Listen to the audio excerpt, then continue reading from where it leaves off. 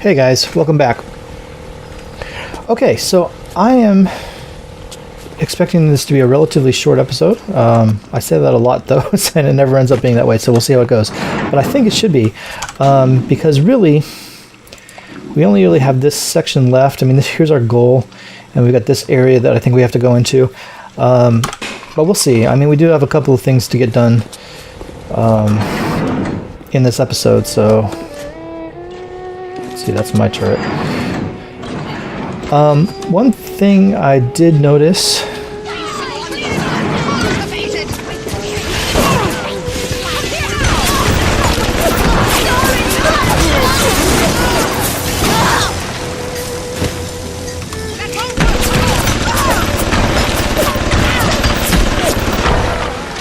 Good turret. Thanks for your $5. All right, very nice. As I was saying before, I was just interrupted. What's this? I'll take that.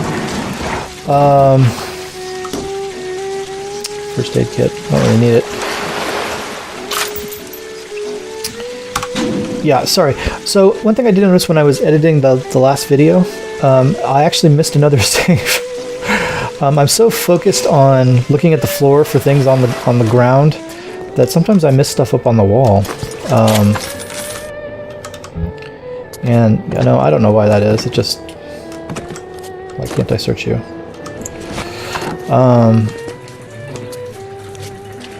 You know, it's just a matter of being focused on what's on the floor. So I did want to try to catch that if we can on the way back. It is along the way. Uh-oh. Sounds like another tunnel collapse. Welcome to Rapture, the world's fastest growing pile of junk. Whoa. What the heck was that? Oh.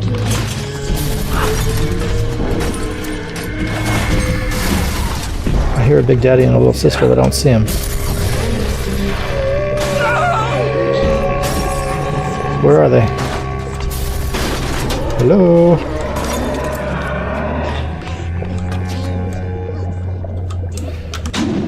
Where? Oh, this door's open now. Okay.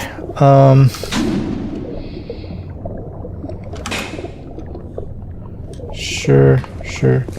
Oh yeah, see, we can't go this way now. They've blocked it off. Alright. We'll go this way then.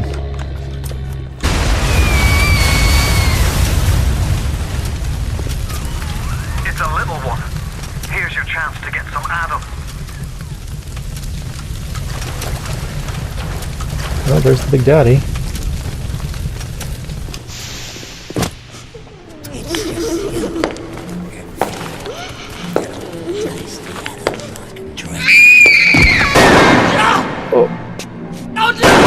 Stay away from her, or it is you who will be shot next. Easy now, Doctor. He's just looking for a wee bit of Adam. Just enough to get by. I'll not have him hurt my little ones. It's okay, lad. That's not a child. Not anymore, it ain't. Dr. Tenenbaum saw to that. Bitte do not hurt her. Have you no heart? Oh, that's a pretty sermon coming from the ghoul who cooked up them creatures in the first place.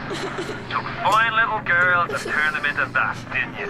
Listen to me, boyo. You won't survive without the Adam those things are carrying. Are you prepared to trade your life, the lives of my wife and child, for £10 little Frankenstein? Here. There is another. Use this. Free them from their torment. I will make it to be worth your while. Somehow. Okay.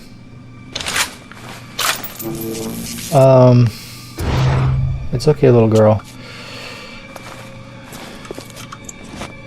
I won't hurt you, I don't think. Okay, so these are the little sisters.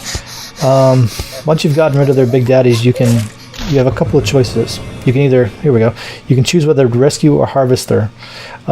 If you harvest her, you get the maximum Adam to spend on plasmids, but she dies. If you rescue her, you get less Adam, but Dr. Tenenbaum has promised to make it worth your while. Now, I can tell you guys that if you harvest them, ultimately you will get more Adam out of it, but not much more than if you rescue them. And also rescuing them, if you rescue all the little sisters, you get the good ending to the thing, and you also get all the trophies and such. So that's what we're going to do. We're going to rescue her. So here we go. Calm down. Calm down. It's all good. Relax. Everything's fine.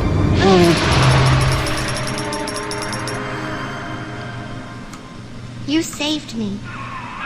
The path of the righteous is not always easy, yes. The reward will become clear in time. Be patient. Tenenbaum's playing you for a sap. Those things may look like wee little girls, but looks don't make it so. You need all the Adam you can get to survive. Yes. If you cross paths with another of them gatherer's garden machines, make sure you pick up a new plasmid or two. That's if the price ain't too dear, of course.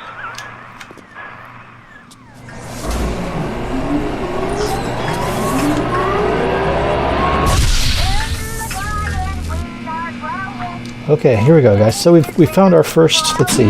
If you look at the map, this is the first gatherer's garden that I think we found. I don't think we've. Well, it's not the first. That's right. We found others, but this is the first one you can buy stuff at.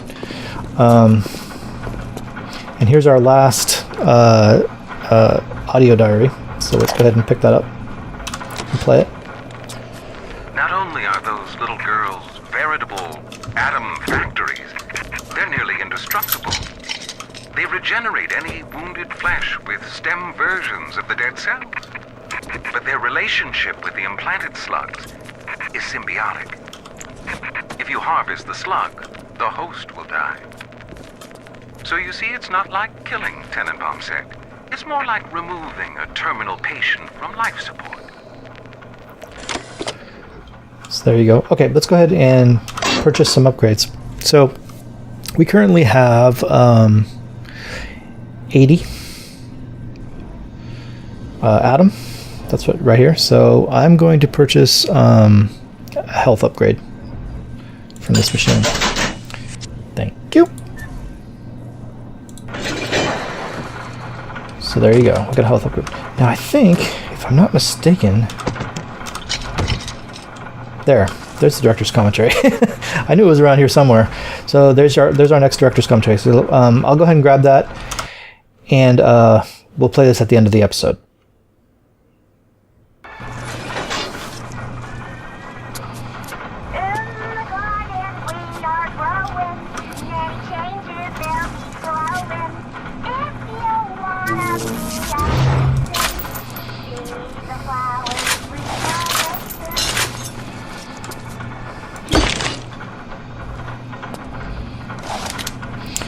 Okay, guys, so let's continue on. So if we look at our, let's see if I can bring it up. So you can see Little Sisters in this level. We got one saved, and we've also got the director's commentary. So we've got one more Little Sister in this level. So let's continue on. Let's see, I'm not sure where I am. Okay, let's continue. Have I pretty much done everything? Let's go.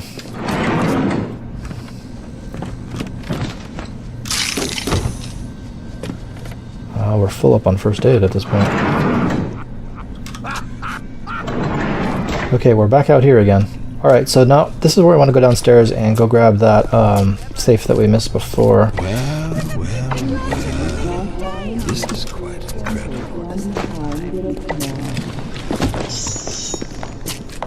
Who am I hearing?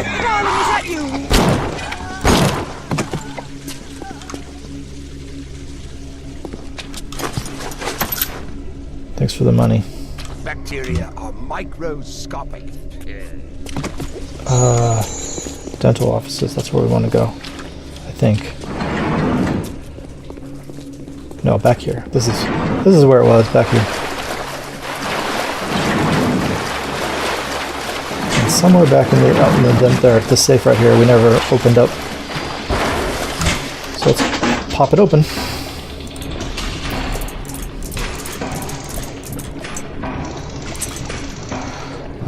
Down, over, down, over. Piece of cake. Thank you. Nice. We can't carry any more armor-piercing rounds. Oh, interesting. Interesting. Okay.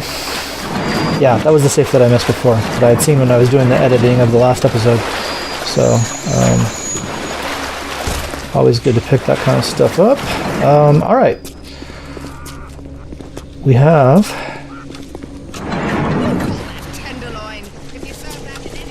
Let's see, if I'm not mistaken. Okay, yeah.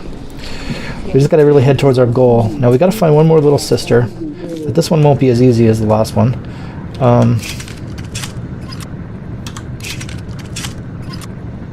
Okay, just make sure I know how to get to my armor-piercing rounds, because we're gonna be needing them in a minute, I think. Alright, the goal is this way. A noise! Down you go.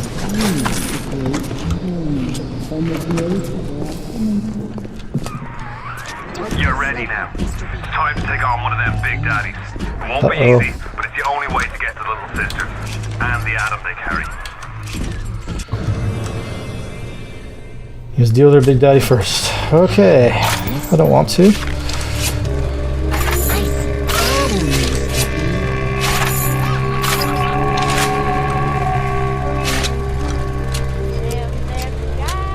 Let's make sure we got a full... Alright, here we go. Ready? I'm not ready. Maybe I should save.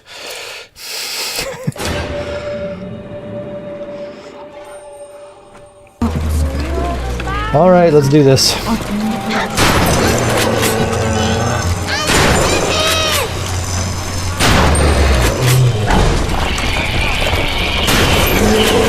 Yeah. Dance, punk. Uh-oh. Now he's mad. Now he's mad.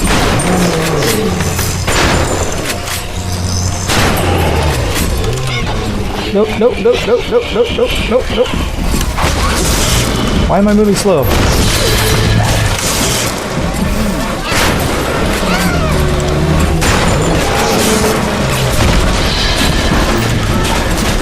Oh. Dang it.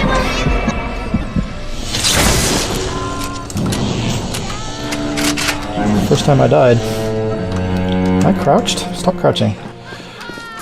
Where'd you go? Damn it. Come here, where'd you go?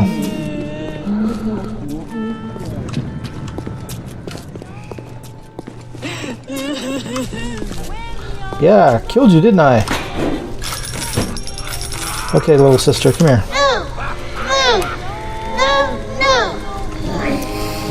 It's okay. It's okay. Calm down. Calm yourself. Whew. There you go. You're welcome. Thank you. No problem. You head off. Damn you for killing me at the last second. That's just not cool. Okay, guys, we have some Adam, and I want to spend it before we go. So let's go back to the Gatherer's Garden, which, if I remember right, is this way. There it is. So we want to get... We've already gotten a health upgrade. Let's get the Eve upgrade right here. So there's others. There's Enrage. These are all plasmids. Eve Link. But we're going to get the Eve upgrade. Thank you. All right. No, that's not what I wanted. What's making all that noise?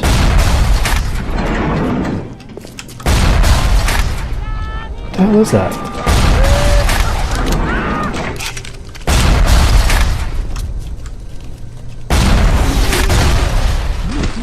There's this guy out here throwing bombs somewhere.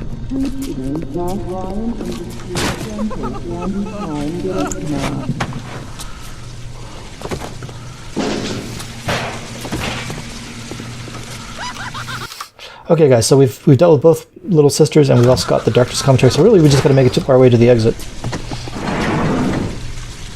which should be this way. We're almost there. Are you almost back to emergency access? Come through as soon as you get there. You got Ryan's eye now. You won't hear him coming, but he'll be there before you know it. Fucking machine! I'm the goddamn doctor!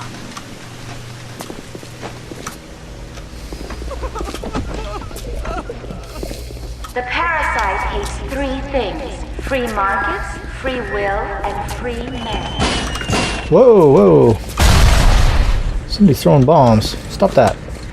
How can I help? Look at filthy!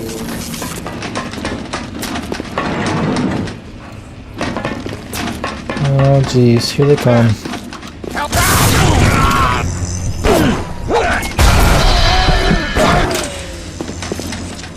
How are you still alive? Quit it. Punk. Someone could get hurt. Give me your dollars. Is that everybody? Hope, hope. Alright. Is there stuff in here I can grab?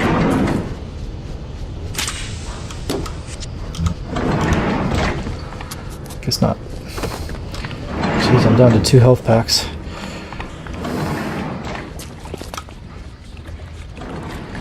How do I get out?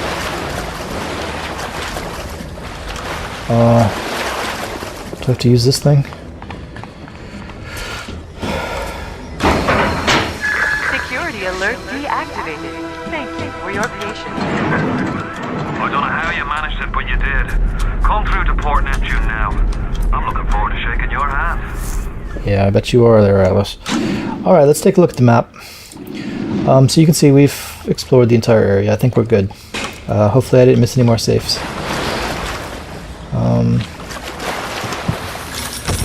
Take that $16, thank you. Alright, let's take a ride. Heading for Neptune's bounty. Let's go.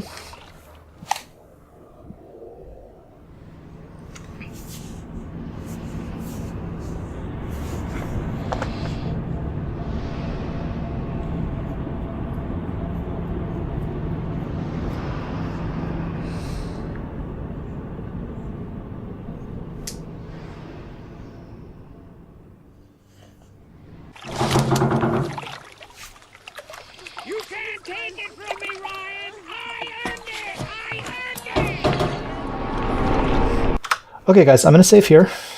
We'll do a new save.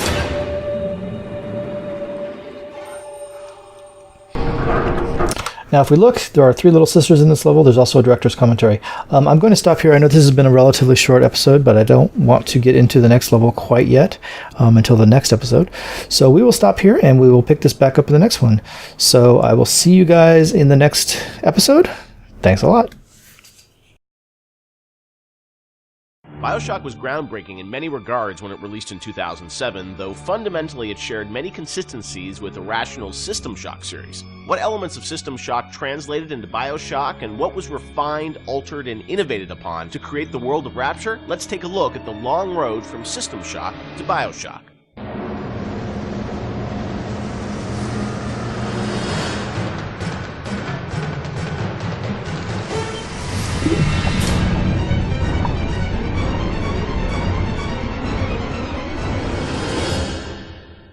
Everyone knows where the game ended up, but I think fans would be interested to learn where this game or the idea of doing this game started. And I think, you know, folks know System Shock and the legacy of that game, huge fan base. Did it start as a System Shock game initially? No, I mean, because we didn't have the rights to that, right? We kind of felt that there was more game design to mine there. You know, that it was sort of, we did that one game and it was sort of the first game that really combined shooting and RPG. And it was a very small budget, you know, it was a very small team, and it was the first game we had ever done. So we got pretty lucky, I think, in terms of how well it came out, but the odds were sort of stacked against it. And the team, you know, was really enthusiastic about doing a game like that. You know, and time had evolved and the team was much more, we had done a bunch of games together, and we had a stable technology base, and we were like, okay, well, which System Shock 2 was not. I mean, that engine, no game had ever shipped on that engine. It was a very crude piece of technology. Most of us had never shipped a game at the time. So like, well, what if we had a stable technology base, and we had a team that was more experienced, more seasoned, and we had, an actual, like, art director, and, which we didn't really have on System Shock 2. What could we do? And so I think there was a lot of enthusiasm in the team to really try to do a more mature version of that kind of game.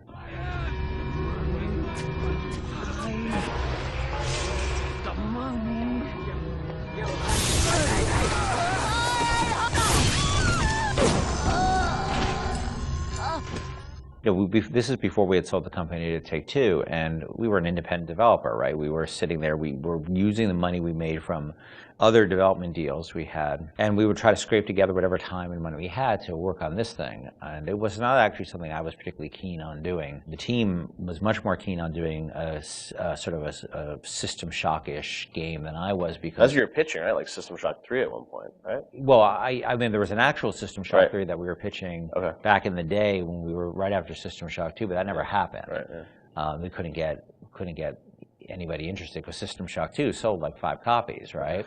And so as the business guy, the guy who had to not only just sort of write the content, but the guy who had to go out and get the deals and pay everybody, I wasn't particularly excited about doing this because it was very disappointing when we did System Shock 2 and nobody bought it. It got great reviews. It got these insane reviews, but it left us in a place where it didn't really move the needle for us in terms of making payroll. So I wasn't super excited about it because I didn't see a publisher be interested in it, and I didn't see the audience actually be particularly interested in this kind of game. And it was really the team who convinced me to invest in this because their enthusiasm. I think a lot of them came to the studio because of System Shock 2. And so finally they sort of battered me down. And it's good they did because I was not the first fan of doing this. And I know initially there was something called the Serene Dawn. That was a spaceship, or what was that? No, that was the name of a cult, right? Cult. Yeah. That's right. Okay.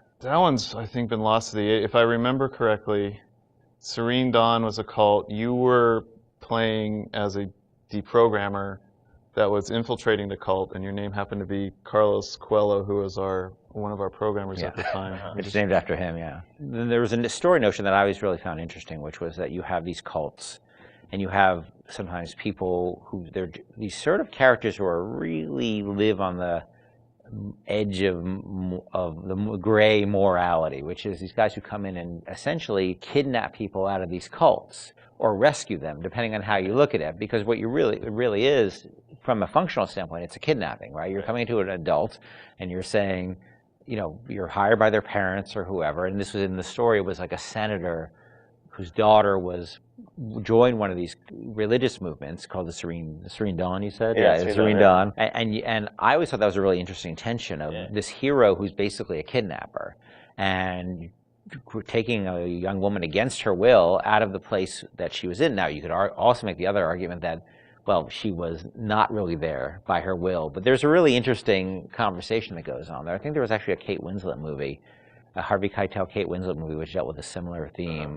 Because usually you hear that story, these deprogrammers as a sort of heroic kind of notion. But I always thought there's something interesting about agency going on there, and about are people entitled to make bad mistakes, or is it a bad mistake? It all depends on the person. And I'm not a fan of religious cults or religion in general, but there seemed to be an interesting discussion of freedom there, and independent decision making. And I thought that idea was cool, and that was sort of the basis of it for a while. But it was really mostly for the purpose of we needed something to go out and pitch to publishers, and so we know we didn't have a ton of time to really develop it. So that sounded like, all right, this will do for now. And was that pre-Underwater City? I mean, this was just like an idea for a story. We may have stepped away from that to do the cult thing, but then we went back to the underwater. No, we had that one room, remember? We had the one World War II room with the roaches on the ground and like these weird test tube things that you could walk around. I don't know where that fell. It could have been underwater. There was no windows. The thing is, we were a small business, right? And we were trying to figure out a way to sell this thing with spending the least amount of money, because we didn't have any money. We didn't have a pot to piss in. So we would do this demo. That was one room basically, just to show. and I'd write up a document, and we'd take it around, and I'd fly around the country, be like, here's our room. It was a different time, you know? And we had just come off of SWAT 4. One of the advantages we had is that we were so familiar with that engine at that point that we could really start cranking through, you know, small rooms and lighting and making things look good. So I took it on the road to sell it to somebody, and nobody cared. We'd go to a publisher, and look, they have to make money, right? And then we'd say, we say, oh, it's sort of a spiritual successor to System Shock 2, and they'd be like, well, how did that sell? And I'd be like, my mom likes it, you know. Yeah. And they would be like, well, we can't, you know. And usually we'd be talking to a fan.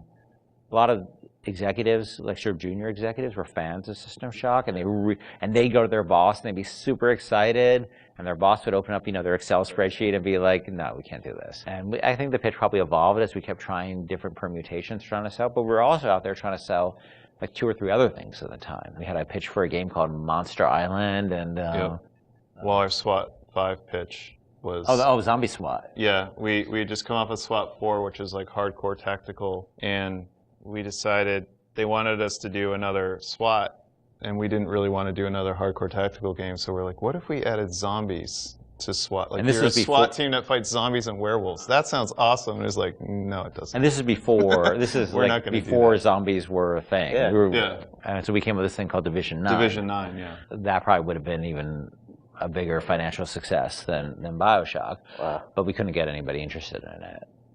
We didn't have enough werewolves in the demo, I think. We had 0 werewolves in the demo. Yeah, we were going to have werewolves, weren't we? Werewolves and vampires. That was the whole, really? Yeah, werewolves, the whole, vampires, like, zombies? Just throw it all the Universal Studios monsters from like... Oh, wow. Yeah. So what happened was we couldn't sell it, but we were always sort of independent-minded. And so I said, well, what if we sort of did this in reverse? Instead of getting a publisher first and then doing a press tour on it, what if we sort of did the press first? Yeah. And we called up a guy, Andrew Park, who's at GameSpot at the time, who was a fan of System Shock 2 and a great guy. And I said, well, will you come out and look at this thing we're doing and write a story on it? And he was like, sure. And Andrew flew out, and we showed him what we had, which is this very, very rudimentary thing about an underwater base. And he wrote up an article and sort of featured as like, this is the spiritual successor to System Shock 2. And the next day, the phone started ringing from publishers who now all of a sudden saw the article was getting all this pickup and all these comments, and people were excited. And that really, I think, put it over the top in terms of being able to sell it, even though it was not Bioshock at that point. It was called Bioshock, but it was not Bioshock. There would have been I don't think there would have been a game. We never would have sold it without Andrew coming out doing that. My belly's full of angels.